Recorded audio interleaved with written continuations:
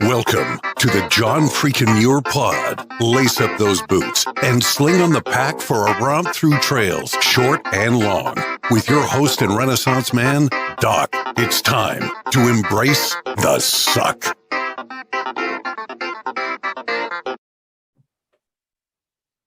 And welcome back to another week on the trail. I'm Doc. This is the John Freakin' Muir Pod. Let's start off with a reminder. If you are enjoying the podcast, take just a minute, help us out, leave us a review on Apple Podcasts. And if you're not enjoying the pod, well, just go ahead and keep that to yourself. All right, let's get to this week's guest, whom I reached out to at the suggestion of one of our listeners. I love that when the listeners interact with me and say, hey, you know what? Have you talked to this guy? Have you heard of this guy? He needs to be a guest on your show. So I reached out, and this week's guest got right back to me. And I want to welcome to the John Freakin' Muir Pod, Kevin Gong. How you doing, Kevin? I'm doing great, Doc. Thanks for having me on the podcast, and excited to chat with you. We obviously have some mutual fans in common. Yeah, it's wonderful. Somewhat surprised, but also ecstatic that someone's following my lifestyle, inspired to go outside and just explore it outdoors. Okay, nice. Now, usually on the podcast show, we go by trail names. Doc is not on my paycheck or on my driver's license, but that's my trail name. Have you happened to pick up a trail name in all your outside adventuring? You know, I have not. I haven't done too many trail or like through hikes or anything where I've gotten a long enough time out there where folks are calling me by a nickname. So it's just Kevin for now. Okay. Well, you know, I have a tendency to try and pick out a trail name during the course of an episode. So maybe we'll find something to make it stick. I don't know. We'll see. All right. Maybe we're in for a treat here. All right. Hey, have you listened to any episodes of the podcast? I listened to one, yes. And it was, I forget which one it was actually, but it was about a month ago. I can't remember the exact name of the guy anymore, but I do remember being a little enthralled by just like how I think he had done the PCT. And it's just, I don't know, it's impressive. Someone had kind of, it started getting my gears spinning, right? Like, do I want to do a multi-week trip down the US? But yeah, it was pretty neat. I feel bad. I'm forgetting the name now. I need to go back and that's okay. Remind folks. That's okay. This is at its heart. This is a human interest podcast. It's the stories behind the people, and I think everybody's got a story to tell. And, most of our stories, all of our stories focus around outdoor adventure. But really, I just love to hear the stories from their perspective and what they've had to overcome in their lives and how the outdoors has helped them to overcome that. So everybody's got a story, including you. And we are excited to hear your story tonight. Awesome. Yeah, excited to share. Okay. Hey, towards the end of the episode, I'm going to turn to you and I'm going to ask you for your pro tip insight of the week, because anybody that appears on the podcast is a pro in my estimation. You've now appeared on a podcast, so you'll be a seasoned pro by the end of the episode, and you'll be able to share some nugget of wisdom for our listeners to make their next outdoor experience even better. So be on the lookout for that. Don't be surprised. Gotcha. Okay. Hey, another segment that I've done recently that you have no idea about is current events. So I'm going to surprise you with this and just kind of pick your brains and get your reaction to something that's going on in the world of the outdoors very recently. So I go through different headlines and look for different things out there. And I came across this exciting new trail that's going to open up pretty soon. I'm not sure when it's going to open, but it's called the Lost Sierra Route. Have you heard of this? I haven't heard of that. Anything lost and needing to be discovered sounds quite awesome, though. And in the Sierras, right? So this is a 600-mile network of trails that connects 15 Northern California mountain towns and Reno, Nevada. Wow, that's massive. That sounds pretty cool. I mean, it's 3 times as long as the John Muir Trail, basically. And you're winding your way through these different small towns up in the mountains in the Sierras. It sounds pretty crazy. And it's open to hikers, bikers, and pretty much anyone else, according to the story that I saw. Oh, wow. I love the multi-use too. It's actually quite awesome. I'm, trying to get more into the world of bikepacking, and being up in the Alpines and with a bike too, I think is just quite awesome. Sometimes it ends up being more of a hike and bike than anything, but wow, that's impressive. Yeah. Now with bike packing on those severe uphills, because I know you have some biking experience in your background. We're going to talk about that, but it's a chore for a hiker to carry his or her backpack up a severe incline. Now with a bike, do you end up walking next to it? Do you have to eventually carry it at some points of some extreme routes, or how does that work? Yeah, it depends on the trail. So, generally speaking, if the terrain is, I guess, strong enough, and you're not going through any, anything too rocky, I feel like on a gravel bike with the right, I guess, pressure, you're able to get up it. Sometimes though, you end up sliding, or if you're exhausted, you just kind of start losing grip, and it's sometimes better just walk or even take a break. But generally, I found I've been able to get up most inclines, albeit I haven't tried anything too intense. There was one road that kind of surprised a friend and I up in Northern California. And we sort of remember the name of the road, so just to never go back to it with fully loaded packs. It's called Fish Rock Road. And I would not recommend doing that with a fully loaded pack on road tires, because we were sliding out all over the place, and luckily no flats though, but we were going about 3 miles an hour the whole time. So not even much faster than someone walking it. At 3 miles an hour, I can do that. Yeah. Yeah. No, that we were just so scared we were going to pop the tires and have to unload the whole bike. And we were already pretty late in the day. So we were just trying to get back to the cars at that point. That was our last day. Okay. Now, in addition to your biking experience, do you also have maybe some multi-day hiking experience as well? Yep. That's kind of how I got started. It was, moving back to the Bay Area. I'd spent some time in Indiana after college, and moved back to the Bay Area, and had some friends that were just already kind of on the backpacking kick, and just kind of grabbed me one weekend and said, "Hey, grab a backpack, grab a pack, like figure it out. We're getting out there." So I started doing I started with an overnighter, which was, 2 miles hiked in, pretty easy overnighter. And then started expanding into some multi-day loops. I think the biggest, or one of the bigger loops I was able to do was the Grand Canyon of the Tuolumne, which was that kind of by White Wolf in Yosemite Valley. Mm-hmm.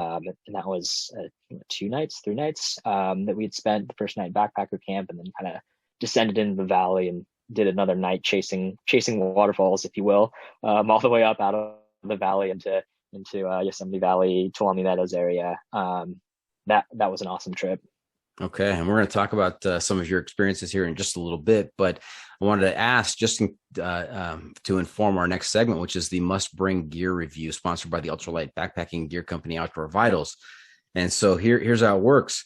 If you were to let a stranger pack your bag with pretty much generic gear for a multi-day hike, what is the one specific piece of gear you would insist on being packed? And if you've got a particular brand for that specific piece of gear, even better. So Kevin, what's your must-bring piece of gear? I've really enjoyed having a sleeping bag liner.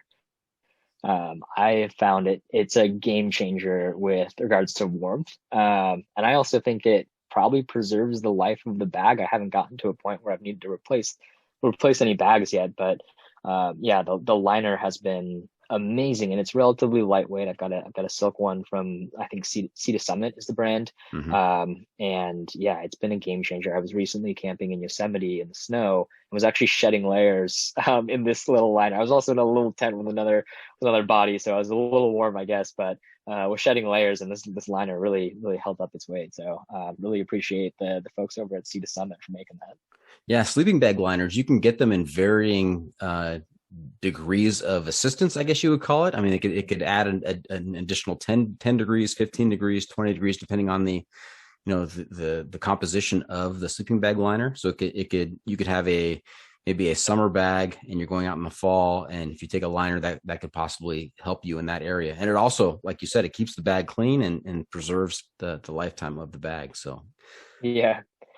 I think I've got a 20-degree bag with like a 5-degree liner, and that held up, and we got snowed on for a foot. And it held up pretty well, I'd say.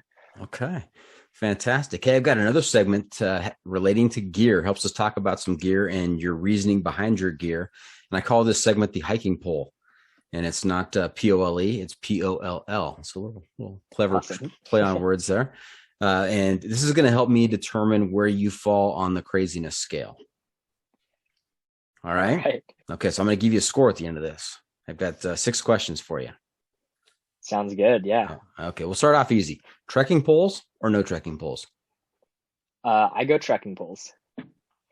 Yeah. Did you have any concerns about using trekking poles at first? I did, in that I thought it was going to be clunky and unwieldy. But I found with any sort of crossings and or if my knee starts acting up, it's an amazing way to, I don't know, just get the extra like support and stuff that you need if you're going through anything slippery. And, I really used them actually quite heavily on the 3rd day of the Lost Coast Trail. I was climbing over those boulders and sand, just mixed terrain. It really cemented that those extra grams are worth it for me in case I come up with any terrain that seems unwieldy. So I now pack it even if I know it's going to be a small hike, just to have them. It's kind of a nice little psychological safety, if you will. Yes. So far, you're not too crazy. I wholeheartedly agree with that assessment. They are very, very helpful. And I think people have an initial concern of, I'm going to look funny with these. I don't know how to use these. And there's maybe an initial reluctance to use them, but once you have them, I mean, there's no going back. Absolutely. Okay. Boots or trail runners? I go boots. I like the ability to splash around or get mucked up if I need to. And yeah, I haven't actually explored any trail runners. I've never hiked with or done any long distance stuff with trail runners. Okay. Well, if you ever do long distance, I mean, all the long distance hikers, they swear by the trail runners. Mm-hmm. What kind of boots do you use? What brand? I think I've got some oboes right now, and then I just bought some Arc'teryx trail runners, but I haven't used them on any hikes yet. Okay, well, you have to give them a try and let us know how it goes. Definitely. Okay, tent, tarp, or hammock? Oh, so I have all 3, and I'd say it depends on the occasion. I actually hammocked a lot in the East Coast. I just feel like there's more accessible trees to swing up a hammock on.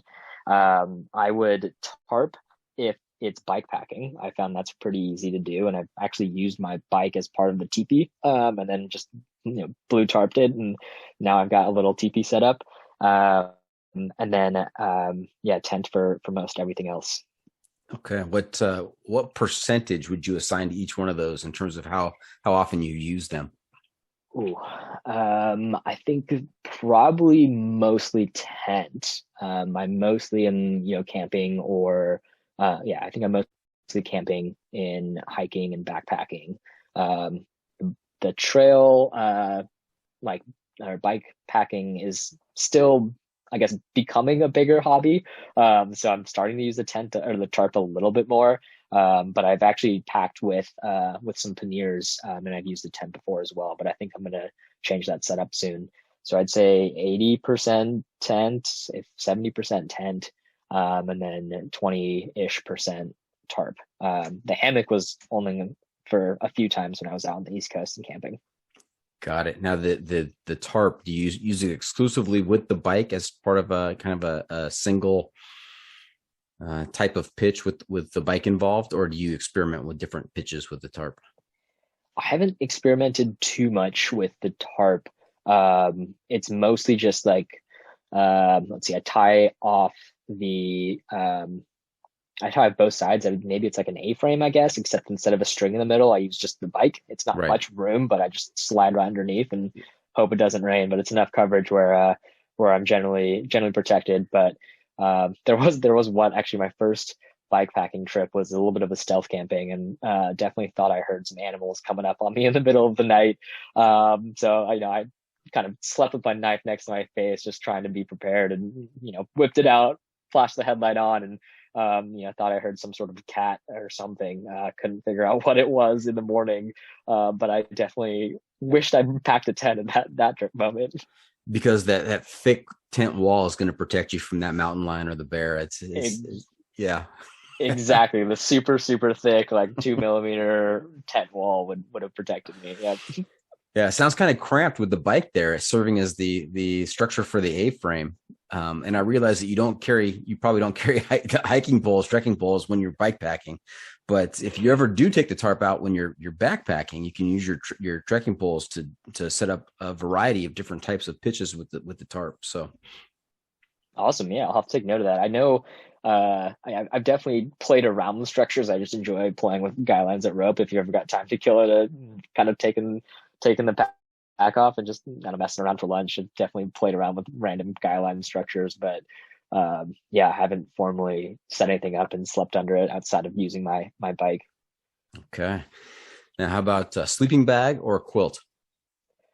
I've never tried a quilt, except car camping, I guess, but that doesn't really count for the adventure folks. That's more like the night before you wake up and have those early morning calls. So I'm a sleeping bag all the way right now.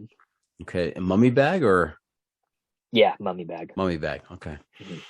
Mm-hmm. Here's one that's going to help me determine your level of sanity. Stove, cold soak, or stoveless? Ooh, I generally stove it. Yeah, actually, almost 100% stove. Okay. I can see how that would test the sanity levels. I haven't quite gotten into cold soak yet. I have done multi days on just Cliff Bars and actually Costco mango slices and gummy bears. Those are kind of that's my holy trinity of snacks is just some sort of protein bar and then mango slices and gummy bears. Uh, that's pretty much the closest I've gotten to maybe a cold soak. It's not quite a real meal, if you will, but I don't know how much of those, cold soak folks are really getting. I mean, maybe you're getting a full meal's worth. I haven't really dove in too deep into that pool yet. Yeah, unless you're soaking the bars and the mango in a jar full of water, it's not. It wouldn't be cold soak. That's stoveless and I guess that's stoveless. Yeah. stoveless. Yeah, and your description of the Holy Trinity of Snacks, I love that. That's fantastic. Oh, so yeah, then I guess it's mostly stove or stoveless. I haven't tried the cold soak yet. Okay, and if you were to hike a long trail like the PCT, the CDT, or the AT, should it be hiked northbound or southbound? I generally think southbound is the way I would approach it. I think trying to get through the mountains, or at least here's my I guess reasoning right now is like trying to get the elevation out of the way and then flattening out and just going for those miles on the back end make sense. Also, I think it's more predictable from the seasons, but I could be totally off there based on weather and how people maybe flip that to get into some more rainy territories or escape the rain depending on when they start. So yeah, I think the elevation and the weather are the two biggest factors I'd say that apply for me thinking going southbound is the right move. Okay. Now, some of my listeners are going to disagree with me, but you were going so well until that question, so I kind of took you down on the scale. Oh no. I'm gonna give you an 83. 83. So 83, solid though. so Solid score. right. Okay. So not quite too crazy. Not quite too crazy. Just getting closer. Yeah. All right. Very good. Hey, before we get too far down the trail, let's back up a little bit, and we'd love to hear about your background, kind of your origin story, where you grew up, did you play any sports and hobbies in high school, and how you got involved in the outdoor adventure cult. Yeah. So I grew up in Southern California, pretty close to a beach. And so was just always going to the beach with friends. I also had this tree in my backyard. So before going to the beach and getting the driver's license and all that, I spent many, many days in my backyard with my brothers. I've got two brothers, and we would just play in the tree. We loved climbing, just doing all sorts of gymnastics. We've got a trampoline too. So just kind of spent a lot of time as like what I considered the like childish, innocent fun of just being outside. And I really associated a lot of that. I don't know, kind of escape after any sort of stress or homework. I'd go outside and just like still try and play in the tree when I was probably way too old to be up in that thing. But then I started getting into hammocking. And so I'd read the book and string up a hammock in the tree. And then, I started swimming and playing water polo all through high school. Didn't carry too much of that into college, but I also grew up mountain biking a bit. So was all through Laguna Canyon and kind of the canyons down in southern Orange County. Got introduced to backpacking though, I think when I was 15 or 16 with a church group. We had gone to, or we were going into Inyo Forest. And we're trying to, I forgot what mountain it was now. I don't even remember what highways, you know, too young to kind of remember some of that stuff. But I remember getting most of the way up, and then someone actually had gotten altitude sickness, and so he wasn't feeling so hot. And so like I volunteered to stay with him while the rest of the group had finished that summit. I remember being so torn up, like coming back with this guy. We, you know, didn't want to leave him alone, obviously, and like the chaperones were going with the majority of the group. So we went back to camp, and I remember the guys came back and they were just so amped about, you know, bagging the peak or whatever the mountain we were close to was at the time. Now, hang on a second, Kevin. One of the chaperones didn't stay behind with the guy. They made another camper stay behind with the guy. Yeah, I went back with the guy. He was like, "Yeah, I'll just go back," and so I ended up, it was just me and him. I had no idea what I was doing. I was looking after this guy. He was just like, "Yeah, just go down some elevation, you'll be fine." So the chaperones wanted a peak bag. I said, "I'm not missing this opportunity. let's put Kevin on this guy." That's what it seemed like. At the time, I was like, we're just all being friendly, and I'll come back. But I just remember them getting back, and I was a little upset. I was like, dang, I absolutely didn't get that shot. And that's really one of the first times, and I was just so stoked to be out in in the backcountry. And the other thing, we cooked, we had prepped potatoes in foil and just like made the campfire, and then stashed them in the ashes, or stashed them in like the hearth of the fire, and cooked up our dinner that way. And that was the first time I'd had like a meal of like that, kind of like that wild. But it was such a good baked potato that night. I remember just being stoked you could cook food that way. I was like, why don't we play with fire more often? Wait a second, you can cook without microwaves? Yeah, right. It was mind blowing. Needless to say, I did sign up for another hiking trip with them. This time it wasn't up in the mountains. We went down the PCH and ended up camping on the beach. But it was actually it was a bike trip with a caravan, so didn't have to carry weight. It was my first 50 miler, and got a chance to go down, do 25 miles from home and 25 miles back. But that was a fun overnight as well, and kind of the same group there. And you mentioned some brothers. Do they also have your same love for outdoor adventure? So yes and no. I think they have that same love for exploration. Younger brother does a lot of international traveling, the one bag and kind of get up and go. So gifted with a camera. It's amazing. And then the older brother has actually worked for the Trust for Public Land for a bit, and has done some conservation work, and is looking for kind of planning work up in the PNW area. But he's done a lot of he's done a lot of, like, I guess, smaller backpacking stuff. He used to live outside East LA and has, done a lot of the mountains and regions there. We used to do this New Year's trip actually for about 5 or 6 years where, wherever we were, I would fly down to him or he'd come up to me, and we would just kind of spend New Year's together, going off and finding some BLM land and camping wherever. It wasn't the hardcore like backpacking type stuff, but it was car camping. It was family time, and we got a chance to just explore new areas together. And I think Kelso Sand Dunes was a really cool trip for us. One year we ended up camping in like the high desert. It was supposed to, I guess, it was like a 20% chance of 0.5 inches of rain. Ended up snowing on us that night. We were not prepared for that at all. So I remember waking up to like the whoosh whoosh whoosh sound from outside the tent. And I was like, what is going on? I'm like rolling over. Everyone looks like they're Mexican flags, but it's dark.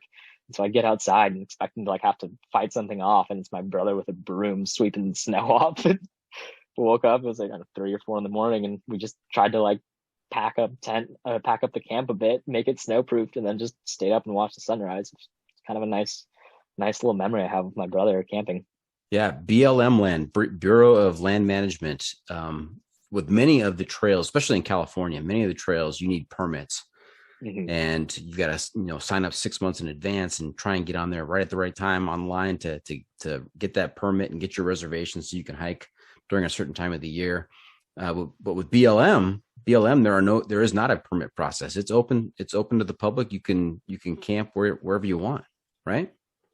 Yep. Yeah, that's exactly right. There's obviously some rules and regulations around how to use the space and how to use the space in a way that's for the public. But yeah, I would say if you're looking for like the non-permit, a little more isolated type land, I mean, you're not going to have the same types of like features like a Yosemite Valley would, but I do think there's a lot of awesome protected land, especially up on the kind of east coast or east border of California. That's a lot of just what kind of preserved BLM land. That's makes for some really awesome weekend adventures if you're willing to go out and kind of rough it and find that stuff for yourself, because it's definitely less traveled. Yeah, I think our listeners, the people who listen to this podcast, they're up for that adventure. You know, they love roughing it. So that's a great suggestion. Now, you mentioned you grew up in Southern Orange County. You talking Mission Viejo area? Kind of Laguna Niguel, actually. Laguna Niguel. But yeah, played Mission Viejo High School in a lot of water polo matches. Those were the always Diablos. Fun. Yep. Yeah. What was Laguna Niguel? What was their mascot? So the high school is called Aliso Niguel because it's a blend of Aliso Viejo and Laguna Niguel, and we were the Wolverines. Wolverines. Yeah. All right. And did you prevail in most of the contests against the Diablos? Oh, from what I remember, they were generally, no, I'd say we were pretty even. If not, they were better at water polo, and I think we were better at swimming, but I could be misremembering that. I remember Capo used to wreck us, but Tesoro was our true rival, and that was the Coto de Casa kids. Their high school was built after ours, but a mirror image of ours, so we always thought they just copied us and moved out to the canyon. But yeah, that was always the game of the year. The water polo game of the year was against the Tesoro kids. Yeah, Capistrano, they're an aquatic powerhouse from what I've heard. It's impressive.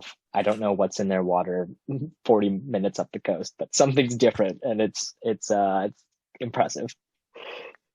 All right. Hey, and what are you doing these days to pay the bills and fund your adventures? I work for a tech startup right now. We're an immigration legal tech startup, and I'm doing revenue operations, so like go-to-market strategy and business analytics. It's definitely paying the bills. It's fun. It's honestly a really, really fun company to be a part of.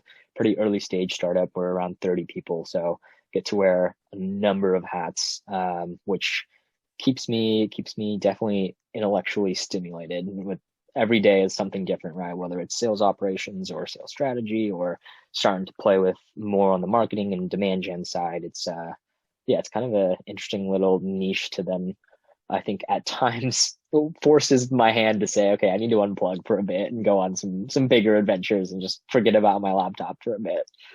If it's intellectually stimulating, that's code words for you're working your tail off. A little bit, yeah. There are definitely some nights that are a little long, but I do think like the mission of the company is such that I feel really good about it. It's a really interesting problem when you start to dive into like what we're trying to solve for, and and just kind of help make immigration a little bit easier for folks. So it's worth it, I think, at the end of the day. Very good. And where are you located? Are you in Boulder, I think? Boulder, Colorado? I'm actually in San Francisco, so I'm based out of the Bay Area. San Francisco. Why did I think Boulder? Do you have some Boulder on your timeline? I have a little bit of Boulder. Yeah, I've got a friend out there. Shout out to Maggie. We've been maybe thinking about planning a Boulder backpacking trip. She actually just bought a gravel bike, so I'm pretty excited for her there. We're maybe going to get some gravel riding in the next time I visit, but I can't think of any bad thing to say about Boulder. I think it's a wonderful spot. Yeah, if you can't be in California with all of the outdoor adventure possibilities here, Boulder's not a bad place to be either. Not a bad place to stop. Yep, I agree. Okay. Now, earlier on, you mentioned the Lost Coast. I didn't see that on our list of discussion points, but I want to hit on it because I have considered doing the Lost Coast. I've done a lot of research on the Lost Coast over the years, and it just sounds like an incredible experience. How long ago did you do that? We did it I'm laughing because it was the start of the pandemic. So I think it was either February or I think it might have been mid-February of 2020. And I remember specifically we were going into the weekend and COVID was on the news in China at the time. and the world was kind of starting to get a little anxious about what was going to happen. I remember we were like, okay, we're going into 3 days of no service. Like, who knows what will end up escaping on the other side of it. And the joke, because we were ending at Shelter Cove, all right, that's one of the areas where you pop out on the northern section of the Lost Coast. We're like, should we just shelter in Cove? Like, should we stay here at Shelter in Place was kind of the mandate coming out at the time. And like, should we just shelter in Cove? And we unfortunately made the decision to go back to SF, which I think was the safe and smart move. But it was kind of funny for a bit to entertain the idea of just living out on the Lost Coast and finding some rations and figuring it out. Yeah, there are so many times in the last 5 years where you go out on the trail and you're in incommunicado with the entire world, and you're wondering, if when I come back out, is my phone just going to blow up with some huge piece of earth-shattering news or not? It was I remember that feeling vividly. Just what is going on while I'm out of touch with everybody else. Yeah, and it seems like you go out for a few weeks, come back, there's a new variant. And I just remember doing that once or twice. Oh, damn. Like, what mutation is going to happen now? Like, when do we get zombies coming out of this? And That's I right. just remember do I want to turn my phone off airplane mode? Do I really want to know what's going on in the world right now? But unfortunately, it always kind of ends up, you got to come back at some point. Yeah. Now let's for our listeners out there who may not be familiar with the Lost Coast Trail, let's fill them in. This is on the coast of Northern California. Mm-hmm. And there was a highway. Was it Highway 1 that was going to be extended along the coast there? And they eventually decided it was too rugged, it was too rough, and they gave up on it. But there's this kind of abandoned, in some places, highway. But this is the basis for the trail, the Lost Coast Trail. Yeah, so there's like a north and south section, from what I understand, out by Humboldt County. And they effectively were trying to make the one go all the way up the coast as much as they could hug the coastline as possible. And this is the only section where they really deemed it really just too rugged to be able to build any sort of really long-standing structure there. So they decided to pull it inland. So you end up with, I think it's like 30 miles or a little bit longer than 30 miles or so of just this pristine, untouched coastline that kind of tucks behind. I don't know if I'd call it a range, but it's at least like a pretty steep hill, or a pretty steep hilly section that is just beautiful, untouched beach. One of the interesting things that I think this trail provides specifically, or the coastline, is that there are certain impassable zones that make it a little more fun and challenging. Because if you don't time the tides right, I think there's reports of people being sucked out by the tide. But generally, I think, if you use your brain and you see that the pass is covered, you shouldn't try and, run past the long section of the beach unprotected. So, timing the tides was definitely another added fun element. For one of my friends, it was one of his like first or second backpacking trips, and he was like, what's this time thing that we have to do? Like, what does that mean if we don't make it? Like, what is impassable? And he was like, a little more in his head about it. I wouldn't say this is a beginner backpacking trip by any means, especially a point A to point B hike and with cars and shuttling. But it's quite awesome. There's lots of mixed terrain too. Yeah, you definitely need to know the tide times, high tide, low tide, before you go. And if you don't know them, if you get to a part that's impassable, if the water is coming up so far that you can't get through, well, that's where you're camping for the near term until the tides recede a little bit so you can get across. Exactly. Yeah. Now, one of the two topics that people talk about on the trail, any trail, is food and bodily functions. So we're gonna venture into bodily functions here just for a second on the Lost Coast, because I think in my research for the Lost Coast, one of the things they recommended was that you doing your business down below close to the water line. Yeah, the water line. Is that true? Is that accurate? I actually don't remember, and I don't know if I was just like trying to black this out, or I just didn't. I just held it in all trip. I don't remember. But, oh man. Oh, there's your trail name, Prairie Dog.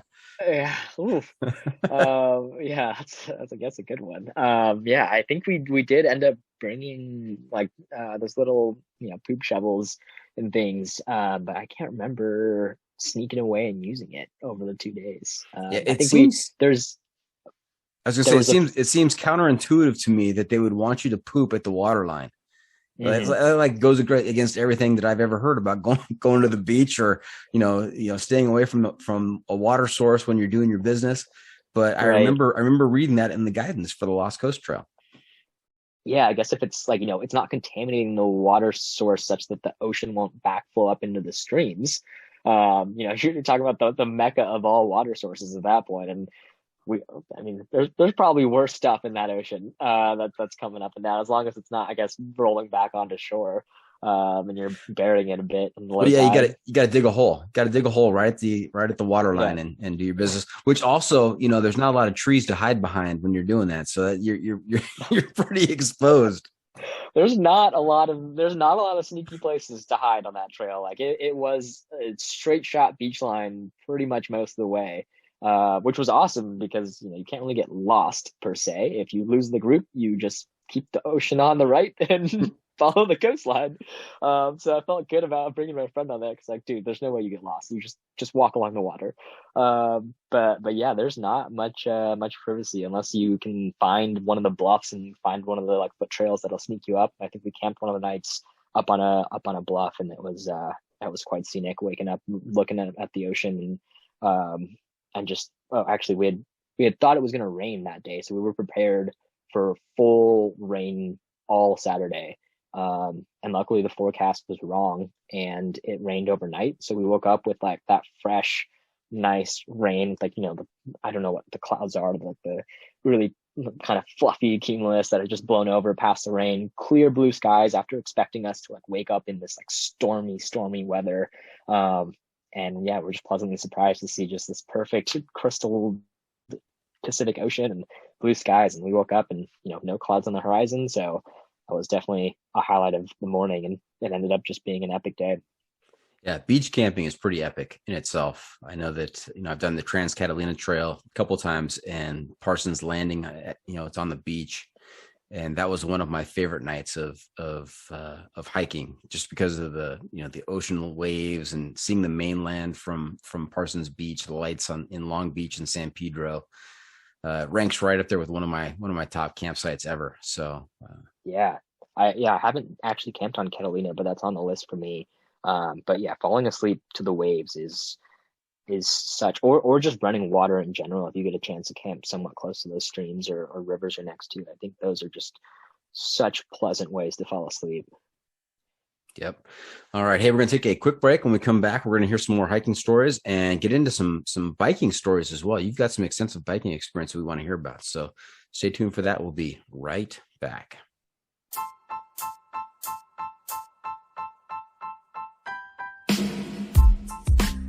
The John Freakin' Muir Pod is sponsored by Outdoor Vitals, the ultralight backpacking gear company whose mission is to improve the mental, physical, and emotional health of mankind by facilitating impactful outdoor experiences.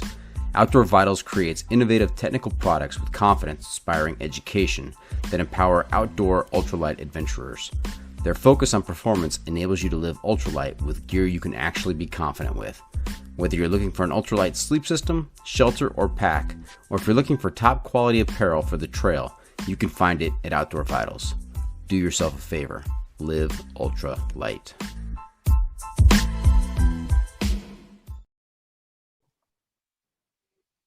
And I'll edit that part out. And welcome back. We're talking to Kevin Gong about his backpacking experiences, as well as some upcoming bikepacking experiences here. And we left talking about the Lost Coast. What other types of backpacking experiences have you had out there? I know that on the outline here, I see Trinity Alps. Have you spent some time in the Trinity Alps? Yeah, Trinity Alps is a good one. I've definitely spent a little bit of time, I'd say, not a lot, and definitely want to go back for more. This trip was quite a lot of planning, trying to figure out. I've had multiple friends recommend this area to me as something that's a little less trafficked, a little harder to get to. Right, it's up past Reading, so in my area, it's 5-6 hour drive just to get out there. A little less populous and a little less signage as well. So the trails sometimes, depending on where you're trying to go, there's not much of a trail depending on the season. So you're kind of like bushwhacking, or if you lose a trail, you're just, GPS and compass and or a compass and map are trying to figure out somehow. That's always a little all, exciting when there's not enough signage and the trail kind of disappears on you. yeah, we were really looking forward to it. I think the way we were trying to go, I think was China Camp or Grizzly Gulch, to China Lake or something. I can't remember the exact word now, but or the exact trail right now, because we never actually got to it, and that's part of the fun story there. So we had taken the day off and planned to drive up. Or no, we worked half days, drove up, so it's now like 11 or something, and we're deep into this car ride, well past snacks, well past like the top hits in the playlists. It's starting to get into just whatever you got downloaded on your Spotify or whatever. And we're trying to figure out, we're, I think, on a forest road, almost at the point where we're turning off onto like the road for the trailhead. And we heard this just sudden pop, and hit a sharp rock in my friend's car, and rolled on it for a bit. The low pressure light went on, but we're like, oh, it's fine. Kept rolling on it for a little bit longer because we were less than 2 miles from the trailhead.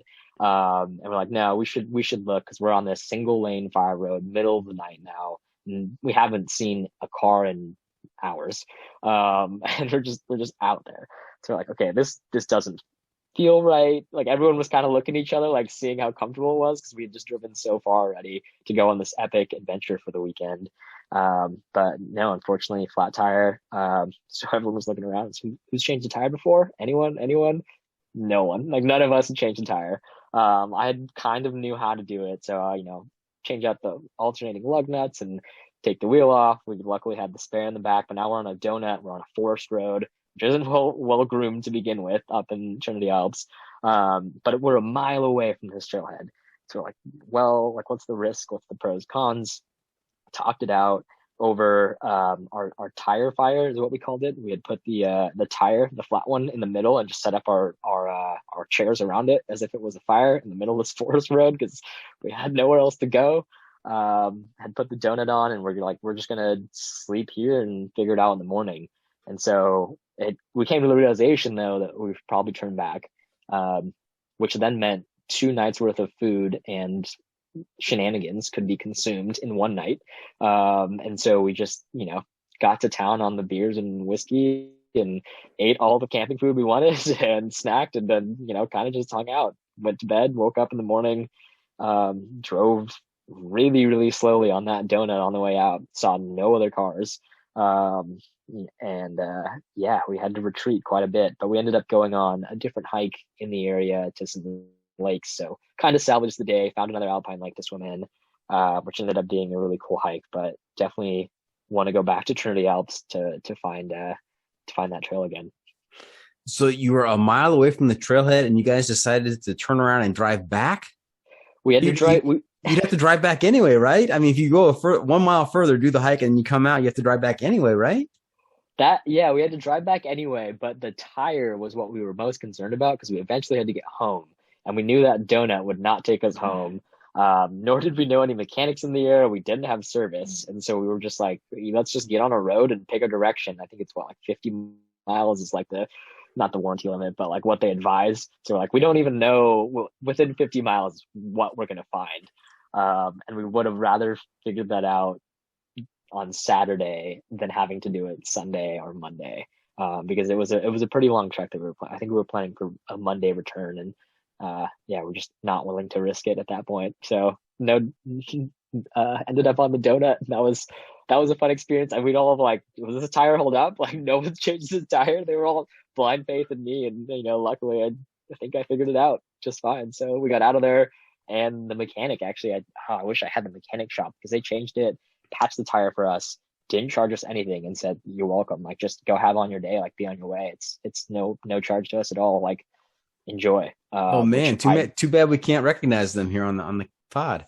Yeah. Let me see if I can maybe find it, but I just can't recall. It was just such a random little town. I mean, we picked left, like that was the way we found this auto shop. We're like, left or right on the main road? Left, let's go. ended up finding this this mechanic. And what shape was the donut tire in when you showed up to the mechanic shop? I think it was all right. I don't, I don't have too much exposure with donuts, which I think is all right. But yeah, I think it was fine. Oh, Valley Tire and Tackle. There we go. Out of Fort Jones, California. Valley Tire and Tackle. Those guys are great. All right. Shout out to those guys. Nice job. Now, I think you should always follow the written instructions on how to handle driving on a donut tire, of course, speed limit and distance and all of that. But we did have a previous guest who talked about he was on a trip and he was in a similar situation where he was out in the middle of nowhere and he was almost there and got a flat tire. And the tire was actually, the lug nuts were rusted. He went to sleep. He said, he did just like you guys. I'm just going to sleep on it. I'm not going to worry about it. I'm not even going to look at it. And he got up the next morning and had to use a rock to beat on the rim to loosen the lug nuts. Eventually he was able to get them off and he put the donut on and he says, you know what, I'm almost here. I'm just gonna go for it. And so he did his hike. He came back and he drove like 300 miles on this. Maybe it wasn't 300 miles, but it was something ridiculous. Significant, 200 miles at least on this donut out in the middle of nowhere on rough roads. And he made it back. So, the written instructions are going to tell you, what you should do, but there's a little bit of extra in there, I think. So there always is that little bit of extra. That's like when gas tanks tell you they're empty and they still got 20 miles. You can sometimes get away with it. You're like, yeah, I know my car well enough. I can get another 20 out of this. Yeah. Am I going downhill? Am I downwind? Yeah, we'll go a little bit further. Next gas station for sure. I did that in Yosemite. Actually, I was out of fuel and was just driving in neutral on all the downhills. And yeah, just coasting and hoping to get to a gas station, which ended up working out. But I don't know if that's a myth to be busted or not. But if someone out there knows, I'd love to know if pulling it into neutral when you're coasting downhill, if that saves gas or not. So we drove through Utah. This reminds me of a story. We drove through Utah on the way to, this is a family of 5. It's me and my wife, my 3 kids, who are all little at this point, and we're driving out to Colorado from California for a baseball tournament that my son's team had qualified for. And so we left Arches. We hiked in Arches, and we left Arches, and we got on the road. And I didn't realize what our gas situation was. Didn't look. Didn't think to look. I guess I was just so stoked about the hiking in Arches. Baseball, yeah, and baseball. Yeah, right. So I passed a sign and it says next service. I don't know, 90 something miles, 100 something miles. And I looked down and I've got like nowhere near that. And so we're driving. The smart thing, of course, in hindsight, it's always 2020. The smart thing would be to stop, turn around, and go back the 20 miles to the town that had the gas station that you just came from, right? Mm-hmm. But no, I'm thinking, we're going to try and make it. And so I remember drafting. I call it drafting. I was right behind a big rig, trying to have the big rig push the air and just suck me along behind it to, conserve as much gas as possible, and end up rolling off the off ramp into the town of Fruta. And there's a gas station right there, but it was touch or go. It was very stressful in the car, of course, with 3 kids and everything else going on, but it was crazy. Yeah, that's when you wish they weren't paying attention to how you were driving, right? You wish they were causing commotion in the backseat, but no, everyone's watching you at that point, I'm sure. Yeah. My wife says, "Why are you tailgating?" I said, "I'm not tailgating. I'm drafting." Yeah, drafting. Actually, if we get into some of the biking stuff, I've definitely drafted quite a bit off folks, and different version of gas versus energy conservation when it coming from human powered, but drafting, tailgating, whatever you want to call it, it works. Yeah, and there was a town before Fruta that I got off the freeway and I was looking for a gas station. There was a gas station there, but it was closed. It was boarded up, out of business, and end up in a neighborhood. And I see these people kind of on the front porch, and I motioned to them. Like, I want to ask them, where is the closest gas station? And I'm idling on fumes, right? I mean, there's got to be nothing left. And this guy sees me and he comes walking down from the porch, and he is walking very slowly. And I'm like, "Oh man, you gotta hurry up, man. I'm in a situation here." And he talked just as slow as he walked. And so it was not the city lifestyle. It was all very take your time, And I was cursing the whole time, getting back on the on ramp and the highway, and thinking about how much gas I'm using to get back up to speed here. But it all worked out. It all worked out. It's a good story. Type 2 fun. Definitely some type 2 fun there. Yeah. All right. Now, have you spent any time in the Sierras? I've done I've done a little bit of Tahoe, but not much in like outside of Yosemite, like backcountry, or I guess in Kings and Inyo or Sierras. I've done Whitney though. I guess that definitely counts as the That Sierras, definitely right? counts. Yes. Yeah. So we did. Yeah, I was gonna say, and it's not just any old hill in the Sierras. I mean, it's Whitney that you've done. That's the big boy. It was a big boy. Yeah, it was definitely one of those like COVID, should we do it, should we not, scenarios, but ended up all the permits and permit lottery stuff worked out. And so we just said, we're doing this. Yeah, and I was like, are we trained for this? Do we need training for this? All those questions you're thinking about, wait, this is what mountain again? The lowest, the tallest in the lower 48? Oh, okay, great. Yeah, it sounds like a cakewalk, right? But luckily a friend Jackie and me had kind of started planning this thing out and started rallying our crew together. And yeah, we planned for first night out Alabama Hills. So BLM land right in the base of off the 395 there. Gorgeous campsite. I love that campsite so much. And then yeah, the next day went up Whitney Portal, packed it in. We went the mountaineering route. We also went in the summer, so there wasn't ice, which was there's ice at the end, and that's for a different. That's for later in the story. But there wasn't supposed to be too much ice. And yeah, I think it's 8 miles, around 8 miles round trip or so. And it's up to 14. So you start Whitney Portal around 8,000. Just all of a sudden, you're pretty much doing a stair stepper all the way up. And pretty steep. I mean, are there ropes in place in some sections? No, there's no ropes. You kind of think there should be in certain sections. Actually, there are 2 sections I'd say got pretty dicey. One specifically are the section of the hike called the ledges. And it's really interesting because a lot of the notes, if you do enough research, you feel very comfortable on the approach. But looking at these things, it's just 3 ledges. That's really what it is. And you have to climb up through a tree, is pretty much how you get to the first one. You're like hugging up against the brush on one side, climbing up through a tree. We took back, or I think 2 of the folks took backpacks off and tried to pass it up on the way up or on the way down. Man, that section was dicey though, because you're just trying to find the next line, trying to find where to pull yourself up, and you've got this pack weighing you backwards. So that if you fall backwards, that's you're falling a significant distance there. So yeah, that's the 3 different ledges we had to climb up and over, and then we camped at Iceberg Lake the first night, and that's around 12,000. I guess this is the second night of the trip now, so around 12,000. And or Boy Scout Boy Scout Lake, sorry, that was around 10, and then we got up to Iceberg, which is 12, and then the final push was the 14. So Boy Scout Lake, we're getting up there. My friend starts developing signs of altitude sickness, and she was just not looking great. And so we stopped for a lunch break, and we're trying to get water, fluids, the works. Meanwhile, she's just slowly curling up into a ball, and it's not looking pretty. And she's always been one that really appreciates maps and directions and planning. Like that's her thing when we plan trips. Like I'll double check for food and a few other pieces of first aid, carry the extra gear, her thing's directions. She loves maps. And I just remember this moment so vividly where she's like not looking great. She reaches down in her pack, pulls out the map and gives it to me. And I was just like, oh no, like this is bad. Like she never wants to give this map up. And, her and her boyfriend were assessing the situation. They're like, you 3 go up ahead. You guys can go up. We'll make it if we can. If not, we're going to go back. And I just such a big heavy weight. I was like, oh damn, am I trip leader now? Do I have to figure out the directions?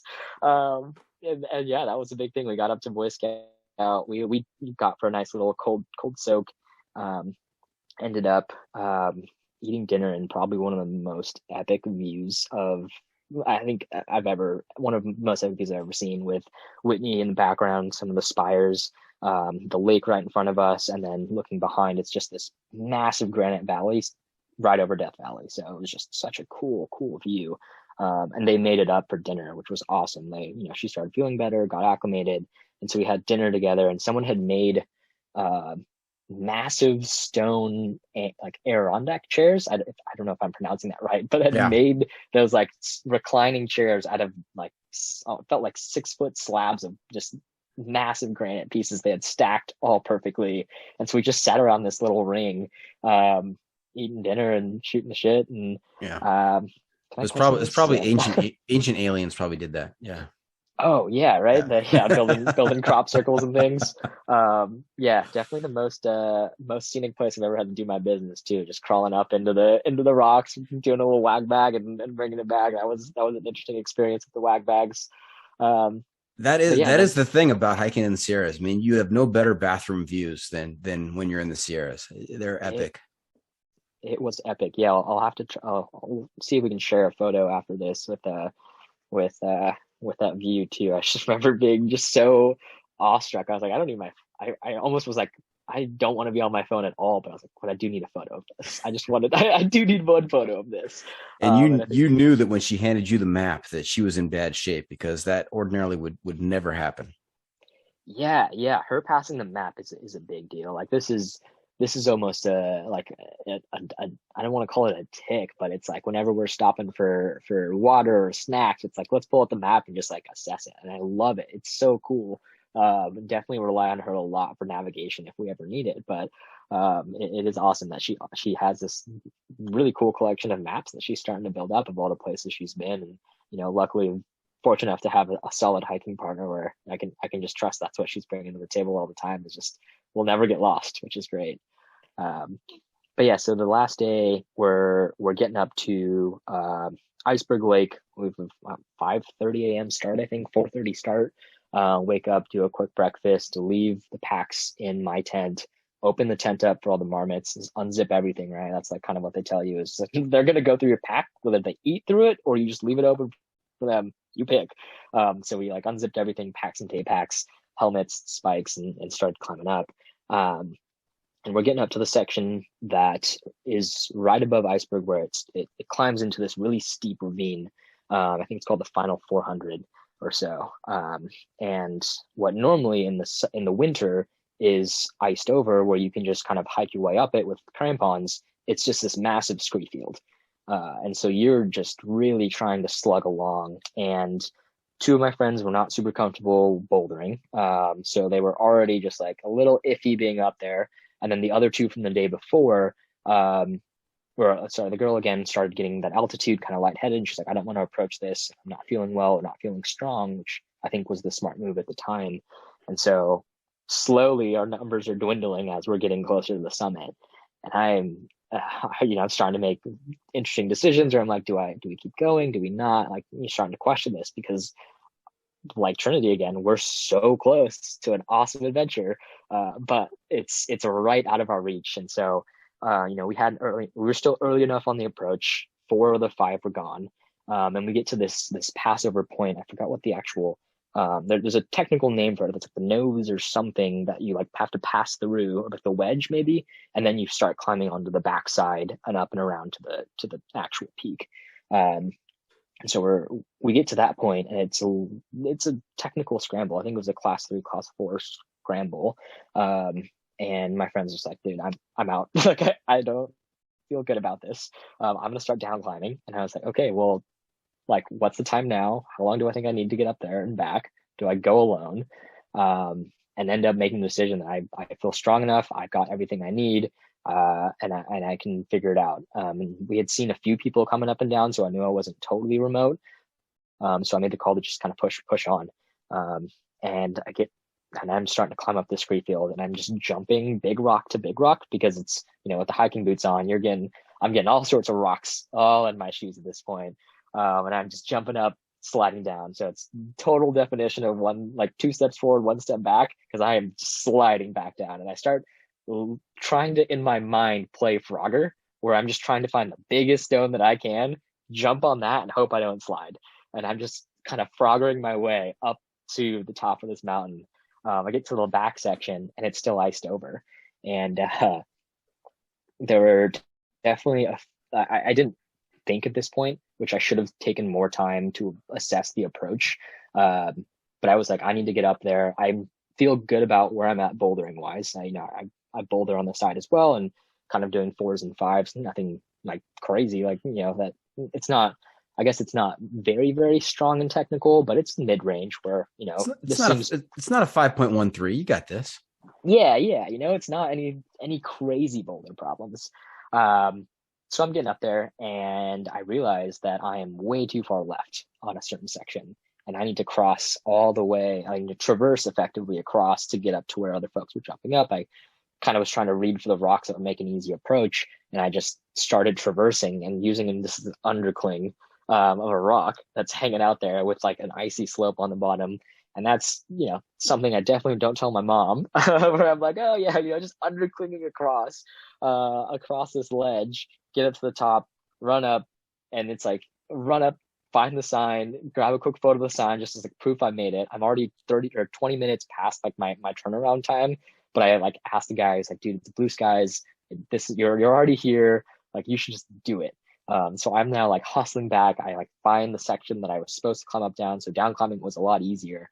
And now I just start hopping down all the scree again. So rocks in the boots, and I'm just bouncing from rock to rock, like mountain goating my way down the hill. Eventually I get to a point and I can see them just as little specks in the distance, sitting on the lake, like laying out on the rocks, doing whatever. I do a quick little wave and then I start, making my way down.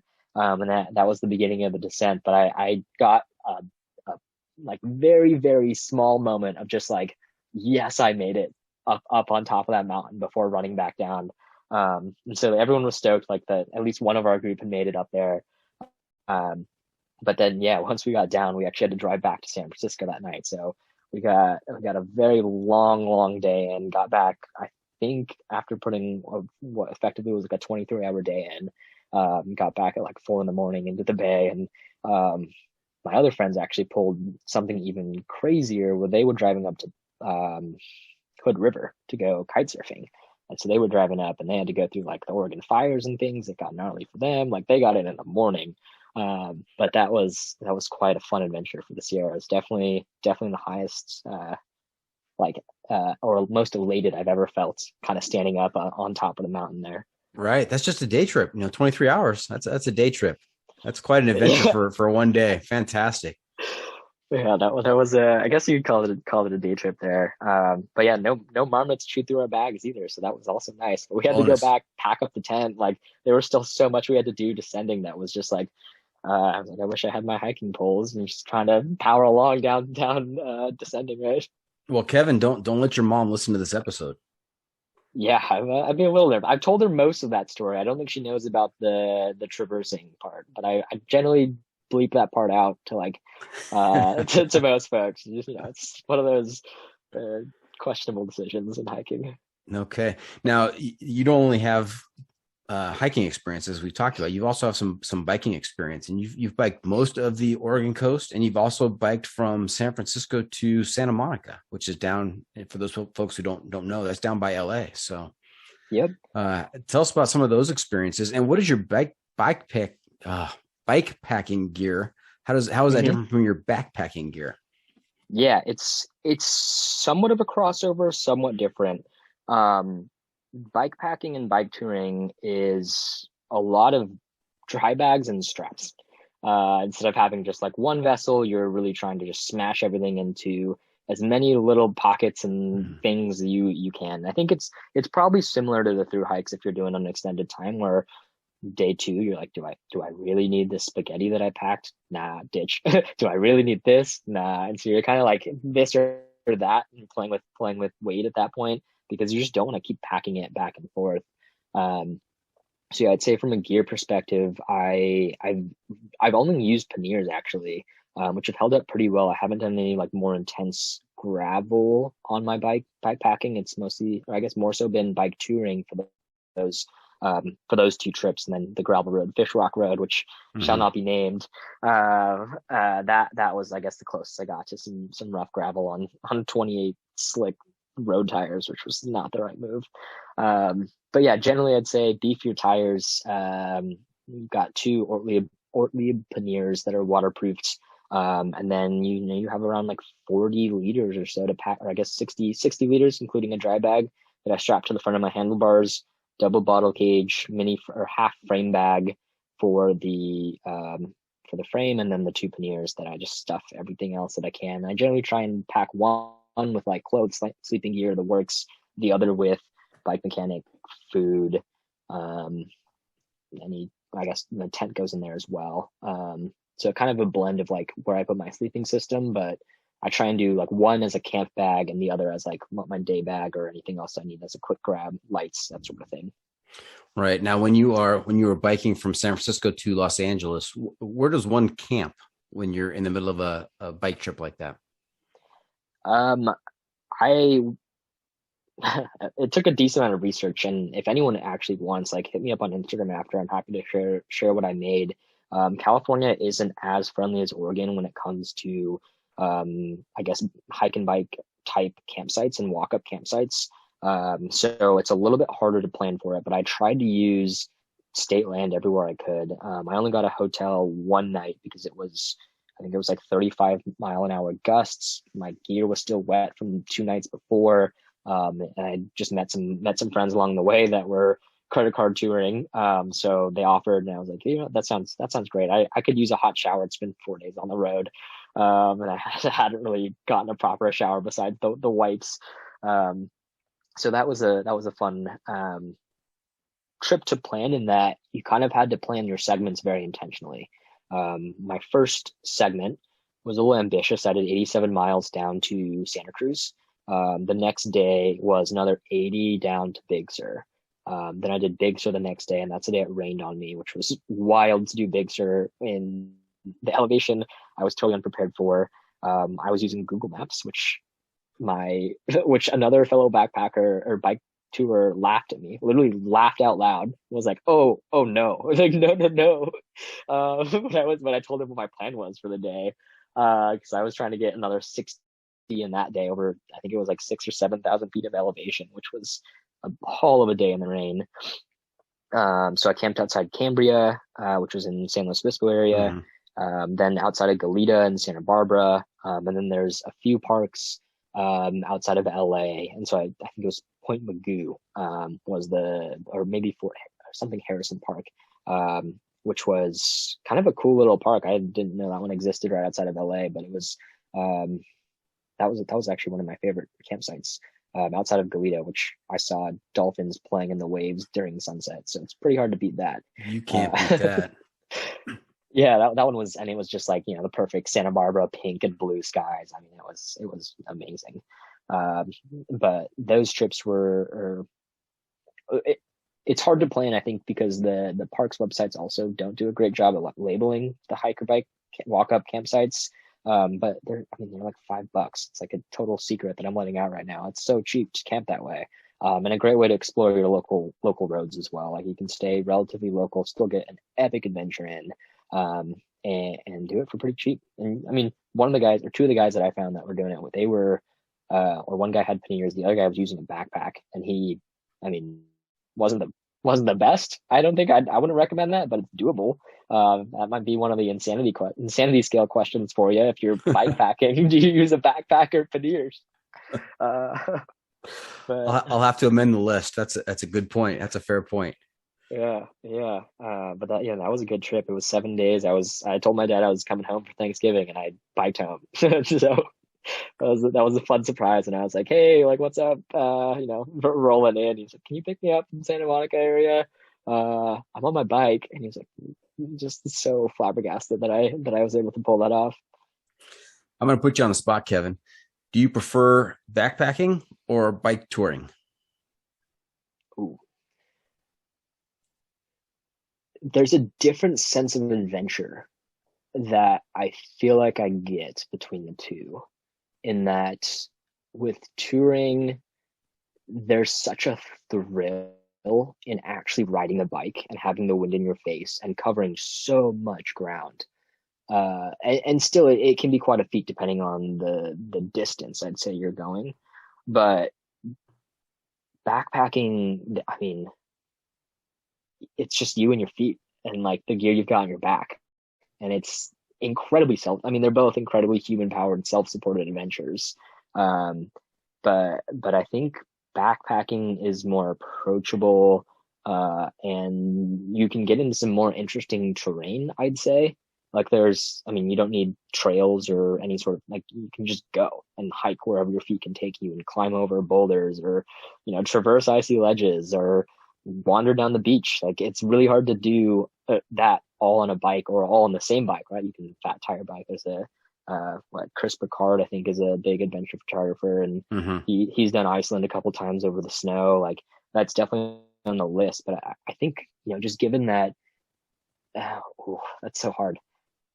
Yeah, I'd say bikepacking, just because I haven't done it as much. It's still so new, and there's still so much to see.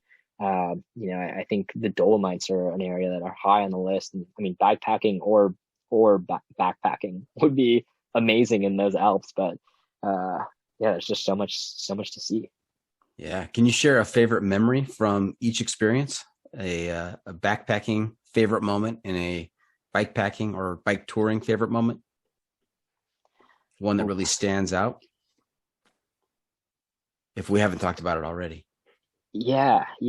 I'm trying to, so the bikepacking, or I guess let's start with the backpacking. I think backpacking was kind of funny. We were all sitting around sharing snacks outside of Alabama Hills or outside of Alabama Hills with that group, kind of talking, Whitney in the background, looking at what our next 2 days would look like.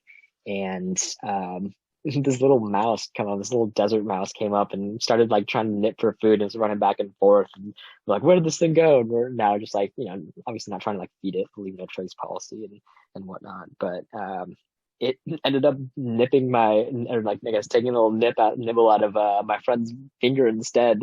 He like ran up and just crumbs on the finger or something, but that mouse knew what it wanted, and just like nipped my friend, and he was just so amazed that the wildlife could do that. Right? We're worried about like, bear canisters or any sorts of other things, but no, desert mouse got him. So that was a pretty funny little moment there. And then bikepacking, this was the Oregon coast, and I had met another friend, Ian, on day 1 of the trip. So day 3 now, we were kind of doing a little bit of a brewery tour, and we ended up finding Rogue Brewing out on, I think it was out of Newport, and our campsite was less than a mile and a half away, which is dangerous, very dangerous for a campsite to be that close to a brewery.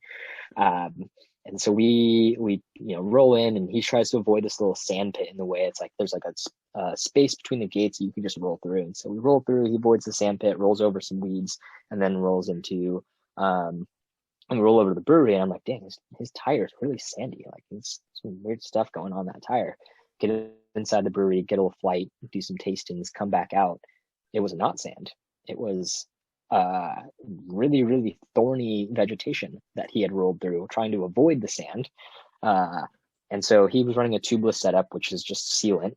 And we ended up spending, I think, an hour and 45 minutes, if not 2 hours, picking individual thorns out of his tire, because he didn't have an extra tire nor extra sealant.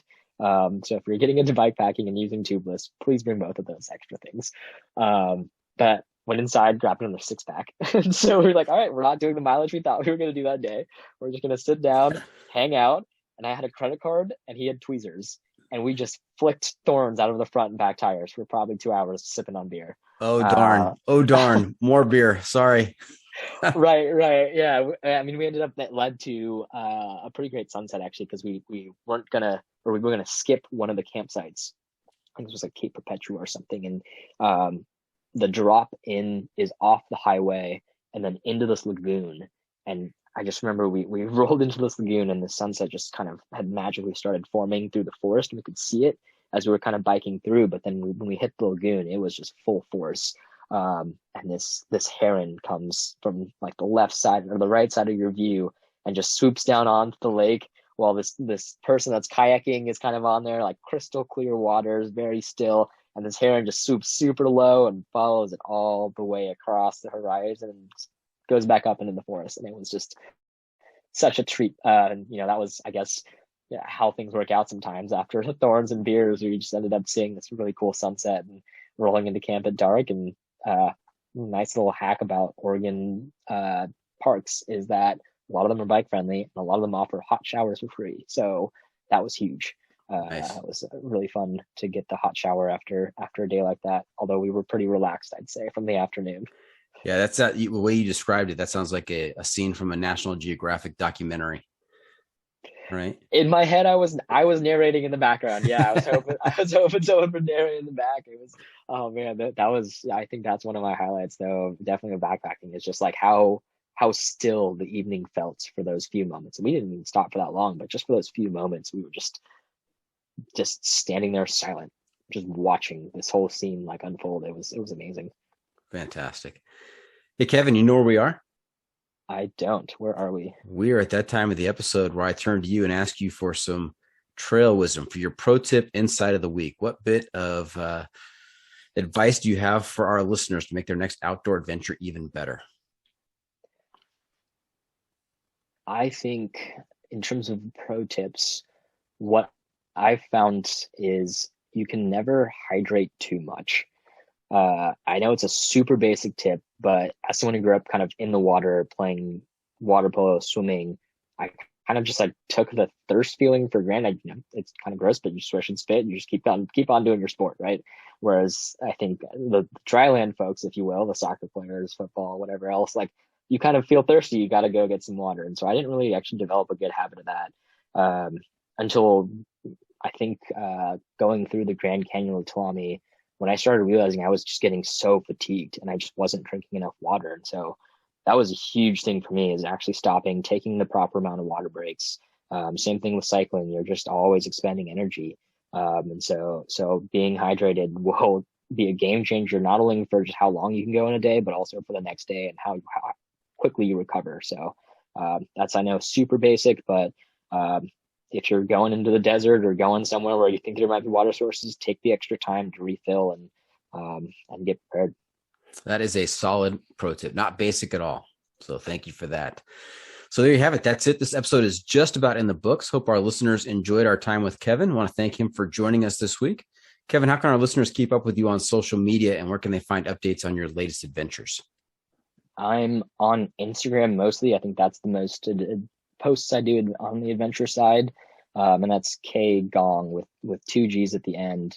Yeah, that's probably the best bet. And I love feedback on photos. So if anyone actually is starting to get into a hobbyist adventure photography type of sorts, I'm starting to get a group together to do some, just kind of talk through how we can improve in photo tips for outdoors. So follow me there. Okay. Remember to check out the pod on social media as well. We are on Facebook, YouTube, Instagram, Twitter, and TikTok. And if you have comments or clips you want to share, you can send it to me at johnfreakinmuir@gmail.com. Kevin, I'm also looking to you to share a recommendation for a book, a movie, documentary, some kind of adventure media to keep our listeners connected to the outdoors. We call this our adventure media recommendation. What do you have for us? Ooh, can I do 2?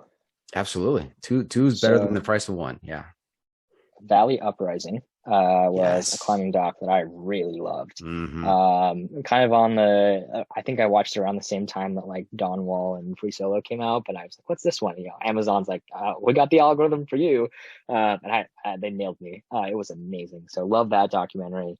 And then the other one I'd recommend, this is actually a book I'm kind of getting my way through, but Zen and the Art of Motorcycle Maintenance. It's not quite an adventure-esque book, but it's almost like a fable-esque. Has the story of a guy riding his motorcycle across the states, and I don't want to give any more away, but if you're into motorcycle or philosophy, for that matter, it's kind of a nice little book. It's quite old, actually. I think it was published back in the 70s, but it's a good one. You're right. You're right on that. It is from the 70s, and it's a interesting read. Very good. And Valley Uprising. I think Valley Uprising is the best example I can think of expectations determining what people are able to do. So it's actually a kind of a lesson in efficacy, because they thought that El Capitan could never be summited, right? It could never be climbed. And the first guy to do it, it took him 18 months to do it. And then once he did it in 18 months and people knew that it was possible to do it, you saw that time shorten and shorten and shorten and shorten until now they're doing it in 4 hours. So yeah, the elite climbers today. That reminds me of, have you seen 14 Peaks yet? Yes. NIMS, that's the same kind of thing, right? It's like, how quickly can you climb all those 14ers? And I mean, what was it, like years for the first one? And then now it's down to months or a few years. I actually can't remember the exact timeline, but yeah, it was 7 months, right? I think it was 7 months that he did the 14 Peaks. Yeah, that sounds right. Was it 6 or 7 years down to 6 or 7 months or 7 months? Yeah, amazing. It's truly inspiring. Yes, absolutely. I reached out to NIMS, asked if he wanted to come on the podcast. I'm still waiting for a response, but I'll keep my fingers crossed. There we go. Share the episode, and let's see if we can get NIMS on board. I'd love to hear him talk about how he got into adventures. I wonder what his pro tip is. That'd be a fun one. No oxygen tank. That's his pro tip. Oh, there we go. Is that his gear rack as well? No oxygen tank? All right. Hey, and before we wrap things up, I've got just one more segment for you called "What Have I Not Asked You That You're Dying to Tell Us About?" What do we miss? Ooh, I know it, like going outside, being able to experience the outdoors, it comes from somewhat of a place of privilege, but just cherish it as much as you can. It is so cool that we have the opportunity that we do to experience nature and get out there. It's such a great way to reset the mind, or it really is kind of just this awesome healing force that provides when you go out and respect it and respect those trips. So I think whatever we can do from the conservation perspective or advocacy perspective to be better stewards for Mother Nature, I think we should definitely be doing our part where we can. Yep. Take care of it for future generations to experience that same magic out there. Absolutely. All right. Well, that is a wrap from the John Freaking Muir studio. Any shout outs to friends and family, Kevin? I think I've done most of my shout outs. I would, I guess maybe Jadley Javen. They know who they are. That's about it. Okay. Well, thank you for tuning in. Always remember, the trail is the trail. Doesn't care if you want to go downhill. It doesn't care if it's almost dark and you're looking for a campsite. It doesn't even care if your trail partner has handed you the map. The trail is the trail. Embrace the suck.